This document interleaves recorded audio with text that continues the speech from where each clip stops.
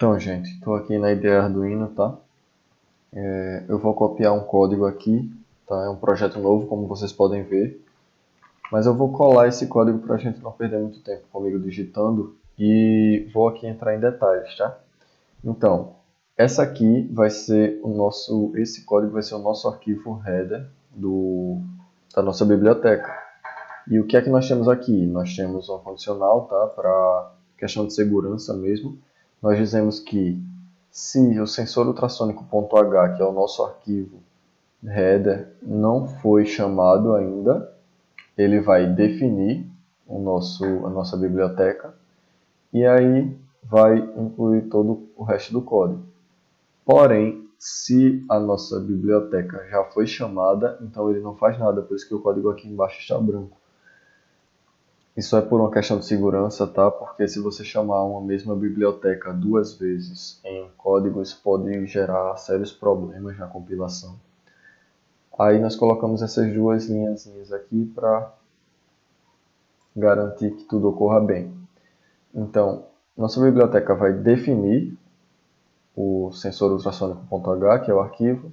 Nós vamos incluir a biblioteca arduino.h, que é a biblioteca que tem os arquivos base da IDE Arduino, como Digital Read, Analog Read, etc. Nós criamos uma classe, tá? Coloquei ela aqui como sensor ultrassônico. O nome já está laranja porque eu criei um arquivo keyword.txt e eu vou mostrar já já para vocês, tá? Mas inicialmente ele vai ficar cinza, tá? Assim.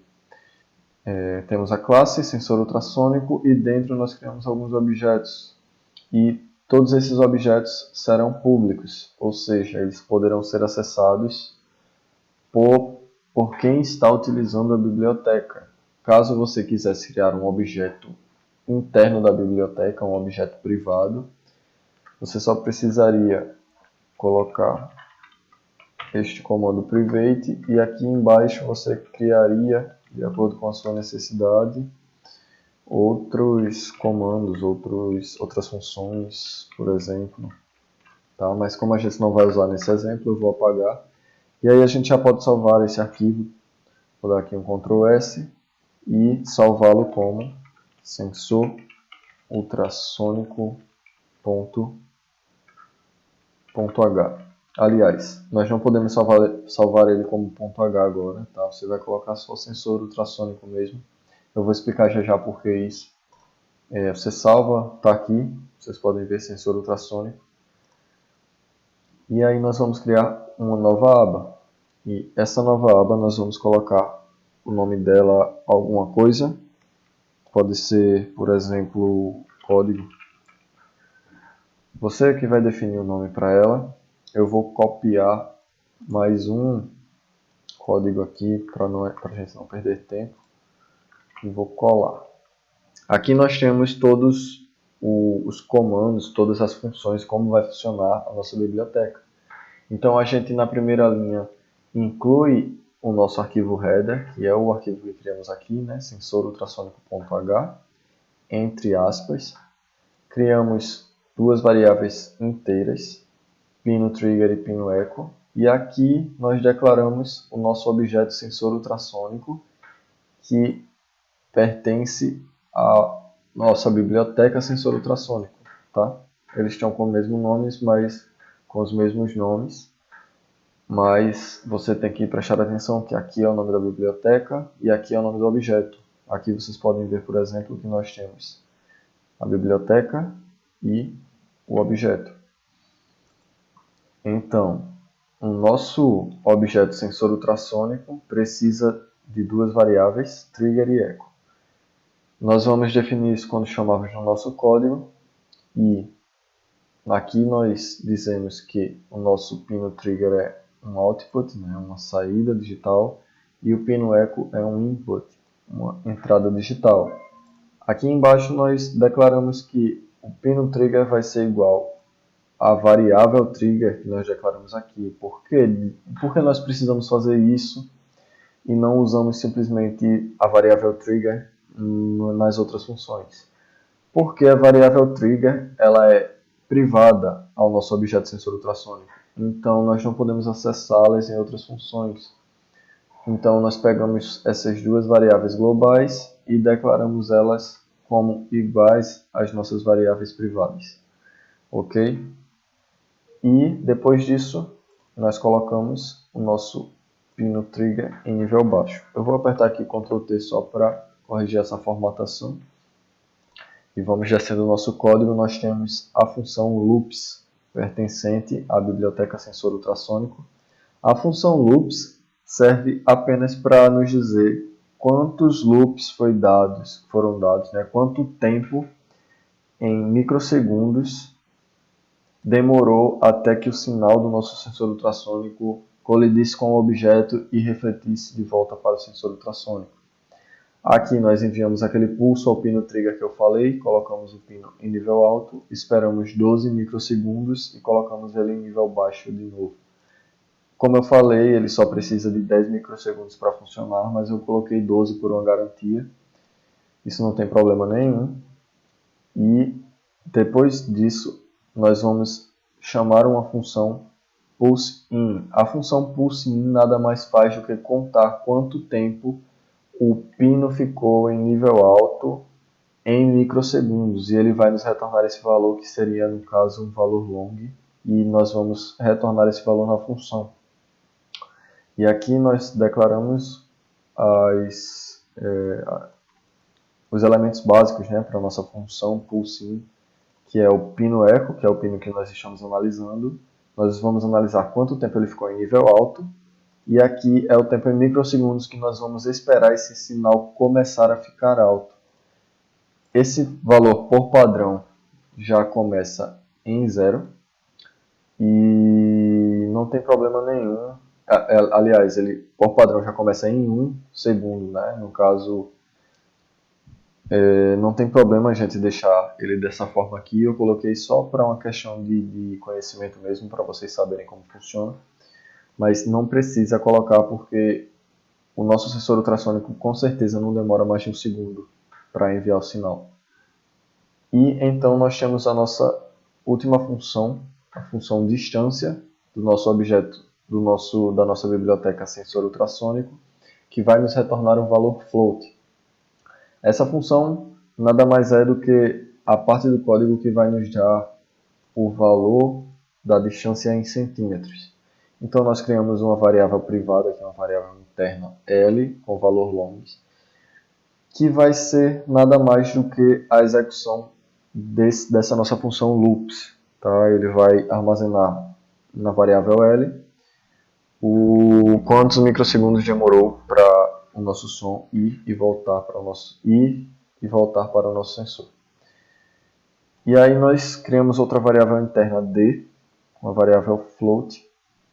Convertemos o nosso valor, a nossa variável L, para float também, e dividimos ela por 55,5. Né? Essa constante aqui vai nos dar o valor aproximado em centímetros do objeto que está à frente do sensor.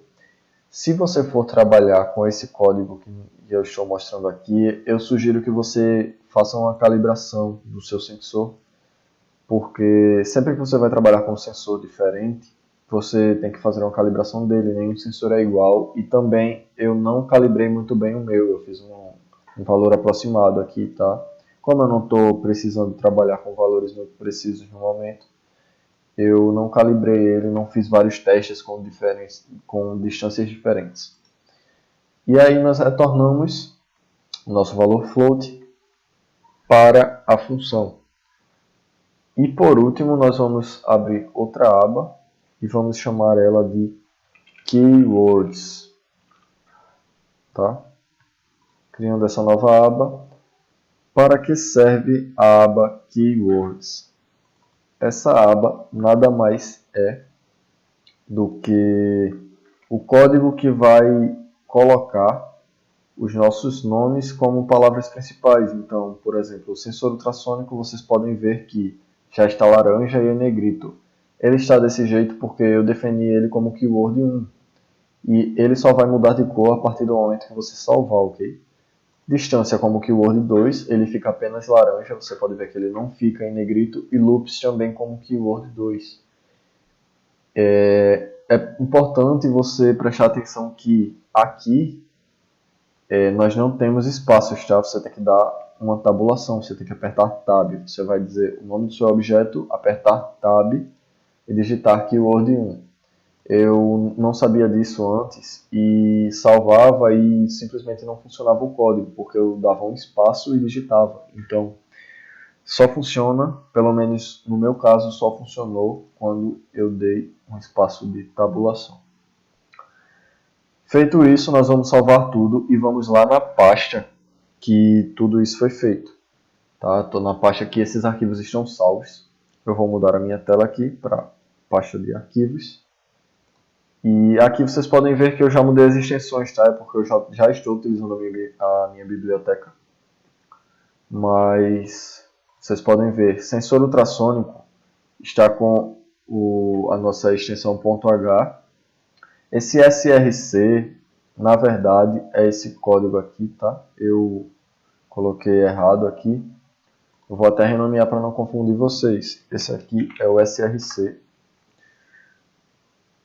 Peraí, eu não mostrei. Tá, mudando a tela. Esse aqui, tá? Eu coloquei como código, mas na verdade ele era src. Ó. É aqui src. Ele não era código, era src. Eu esqueci de colocar o nome certo. E mudando novamente a nossa página, voltando aqui, o src vai ter uma extensão cpp, que é linguagem C++, né? E o nosso keywords vai ser extensão .txt. Quando você alterar isso tudo, você pode copiar a pasta e colocar aqui em Libraries, dentro da pasta Arduino, onde a sua IDE Arduino está instalada. Você vai abrir a sua pasta, vai entrar na pasta Libraries e vai colar a sua pasta sensor ultrassônico. Ou a sua pasta de preferência que você estiver criando, vai funcionar normalmente. Agora nós vamos pôr a nossa biblioteca para funcionar, tá? Estou aqui com um projeto novo, vou colocar aqui rapidinho. Vamos digitar o nosso código e incluir a nossa biblioteca. Sensor ultrassônico .h. Vocês podem ver que o nosso arquivo keywords.txt já está funcionando. Vamos criar um objeto global sensor ultrassônico. E lembrando, ele nos dá... Nós precisamos colocar duas variáveis nele. Eu vou colocar como os pinos 7 e 8 do meu Arduino, tá? Eu estou utilizando o Arduino Nano, mas funciona com todos os Arduinos, não tem problema nenhum. E aqui em Setup, nós vamos iniciar nossa comunicação serial. E em Void Loop, vamos imprimir os valores da nossa leitura, né? Eu vou colocar aqui uma variável float x, que será igual a nossa... Ó, temos que colocar aqui, eu esqueci, tá? Aconteceu um erro aqui, eu errei, tá? Eu vou criar um objeto sensor ultrassônico com o nome de sensor, tá? Foi um erro meu, esqueci de colocar. Ele será o sensor e terá os pinos 7 e 8. E aí nós vamos utilizar o objeto sensor e executar a função distância. Essa função vai ser armazenada em x.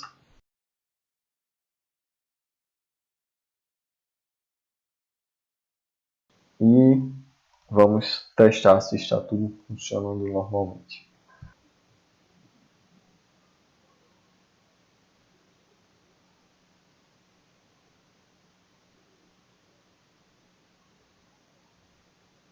Então é isso, gente. Se gostou, eu peço que deixe um gostei aí, tá? E me segue lá no Instagram, tá? @gustavo.mecatronica. E fica por dentro, acompanha, se inscreve. Valeu!